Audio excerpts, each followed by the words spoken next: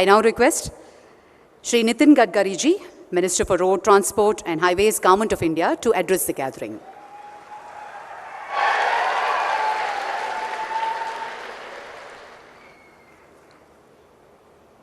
परम आदरणीय प्रधानमंत्री जी, परम आदरणीय राज्यपाल महोदय जी, कैबिनेट में मेरे सहयोगी किशन रेड्डी जी, आदरणीय बंडी संजय जी और उपस्थित सभी भाई और बहनों, आदरणीय प्रधानमंत्री जी के नेतृत्व में इस 9 साल की विशेषता रही है कि उन्होंने इंफ्रास्ट्रक्चर डेवलपमेंट के लिए हाईएस्ट प्रायोरिटी दी है। गति शक्ति योजना के द्वारा अलग अलग इंफ्रास्ट्रक्चर के प्रोजेक्ट्स में प्लानिंग से लेकर इम्प्लीमेंटेशन तक एक कोऑपरेशन, कोऑर्डिनेशन एंड कम्युनिकेशन भी प्रस्तापित हुआ है।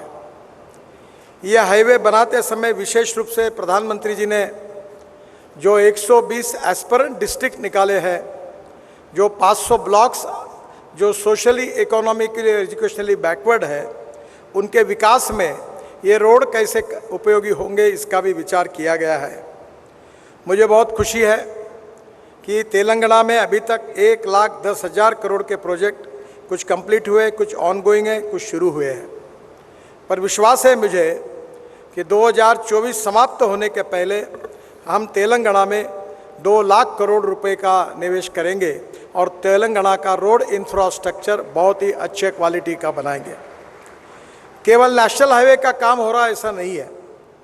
तो नागपुर से विजयवाड़ा, जिसमें आज पैकेज का भूमि पूजन प्रधानमंत्री जी कर रहे हैं, ये 594 किलोमीटर है।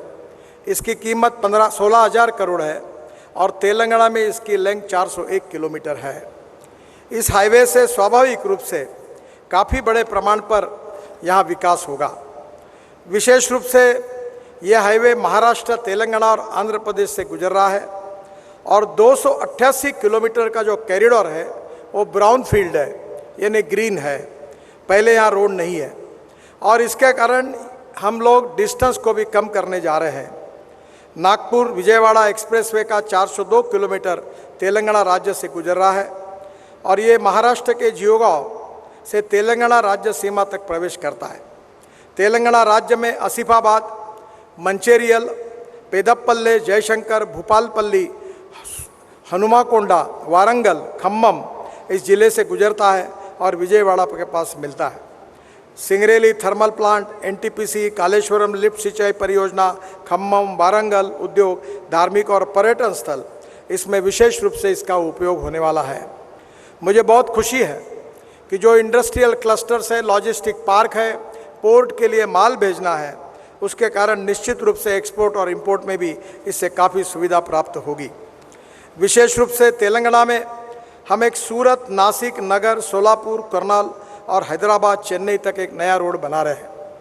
हम अक्सर भाषण में कश्मीर से कन्याकुमारी तक कहते थे, पर आपको पता होगा कि हिमाचल प्रदेश में वहाँ हमारी मनाली जो है, वहाँ रोहतांग पास पर जाने के लिए 3.5 घंटे लगते थे।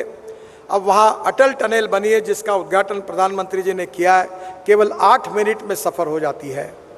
और उस टनल से बाहर आने के बाद हम करीब 5 टनल बना रहे हैं और हिमालय के बीच में से नया रोड बना रहे लद्दाख और लेह तक।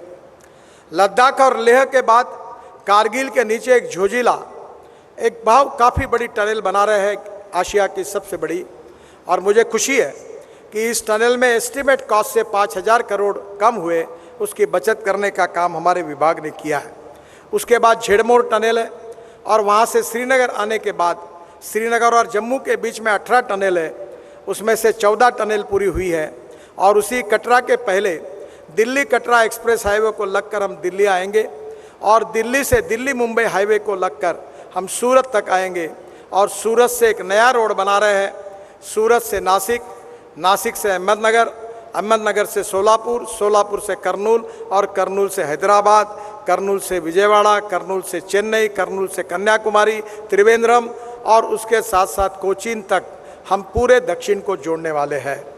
यानी एक प्रकार से मनाली से शुरू करके कश्मीर से लेकर कन्याकुमारी तक आदरणीय मोदी जी के नेतृत्व में हाईवे होगा, जिसके कारण दिल्ली से चेन्नई का डिस्टेंस 320 किलोमीटर कम होगा, लॉजिस्टिक कॉस्ट कम होगी, टूरिज्म बढ़ेगा।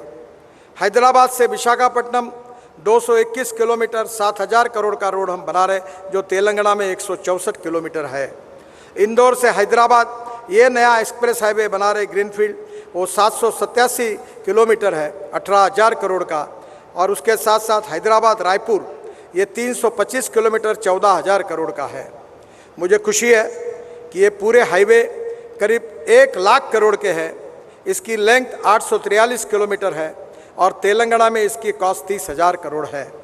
मुझे विश्वास है कि हाईवे नेटवर्क खड़ा होने से उद्योग व्यापार को बढ़त मिलेगी। मैं अक्सर American president John F Kennedy ji के प्रसिद्ध वाक्य को दोहराते रहता हूँ। उन्होंने कहा था कि American roads are not good because America is rich, but America is rich because American roads are good.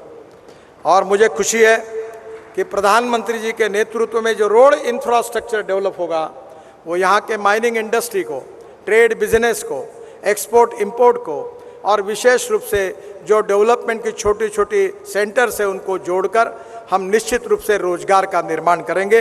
Industry में कैपिटल इन्वेस्टमेंट आएगा, जवान लोगों को रोजगार मिलेगा और जो मोदी जी का सपना है कि आत्मनिर्भर भारत बनाना, $5 ट्रिलियन की इकोनॉमी बनाना, ये निश्चित रूप से ये सपना अमृतकाल में पूरा होगा।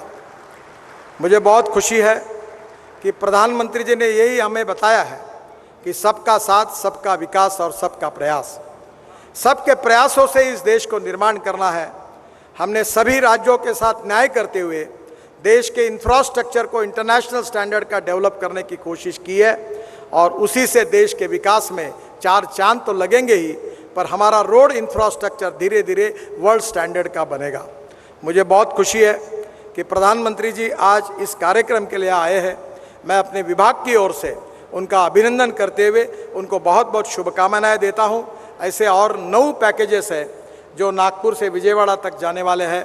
इसी प्रकार से निश्चित रूप से एक बहुत बड़ा परिवर्तन तेलंगाना में होगा और तेलंगाना का विकास में प्रधानमंत्री जी के नेतृत्व में हमारा डिपार्टमेंट अच्छे रोड तेलंगाना के जनता को निश्चित रूप से बना कर देंगे। इसी विश्वास के साथ मैं अपनी बात को समाप्त करता हूँ। धन्यवाद, नमस्कार।